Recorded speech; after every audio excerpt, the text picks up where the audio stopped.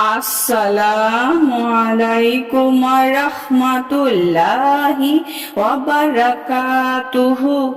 সুপ্রিয় সম্মানিত দর্শক ও শ্রোতা, আশা করি মহান রব্বুল আলামিনের দয়ায় আপনারা সকলেই ভালো আছেন।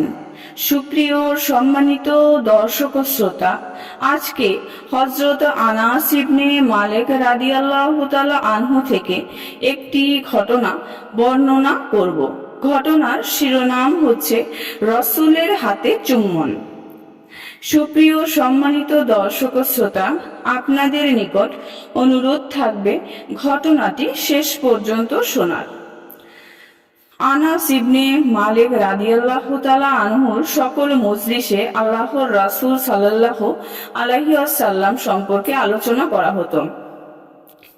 তিনি শাগরেদদের কাছে আল্লাহর রাসূল সাল্লাল্লাহু আলাইহি ওয়াসাল্লামের কাছে হাদিস শিক্ষা করার কথা জানাতেন। এ সময় আল্লাহর রাসূল সাল্লাল্লাহু আলাইহি ওয়াসাল্লামের স্মৃতি তাকে ব্যাকুল করে তুলত।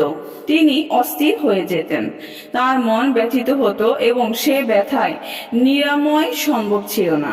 তারপর তিনি ঘরে প্রত্যাবর্তন করতেন এবং আল্লাহর রাসূল সাল্লাল্লাহু আলাইহি ওয়াসাল্লামের স্মৃতিচিহ্ন দেখে নিজের অন্তরকে সান্ত্বনা দিতেন।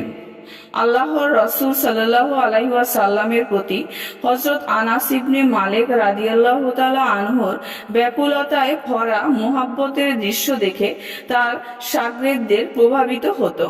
তার শাগরেদদের অন্তরে আল্লাহর রাসূল সাল্লাল্লাহু আলাইহি ওয়াসাল্লামের যে মুহাব্বত তৈরি হতো, সেটা হতো হযরত আনাস ইবনে মালিক রাদিয়াল্লাহু তাআলা আনহুর কারণে।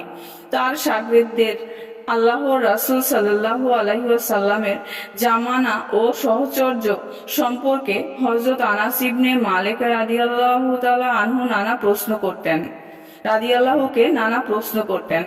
সাবেত নামে তার একজন প্রিয় শাগরেদ একদিন তাকে জিজ্ঞেস করেন, আপনি কি কখনো আল্লাহর রাসূল সাল্লাল্লাহু আলাইহি ওয়াসাল্লামের হাতে চুম্বন করেছেন? তিনি বলেন, হ্যাঁ করেছি। এই কথা শ্রবণ করে সাবেত বললেন, আপনার হাত বাড়িয়ে দিন, আমি আপনার হাতে চুম্বন করব। সুপ্রিয় সম্মানিত দর্শক ও শ্রোতা, আজকের ঘটনাটি এই পর্যন্তই।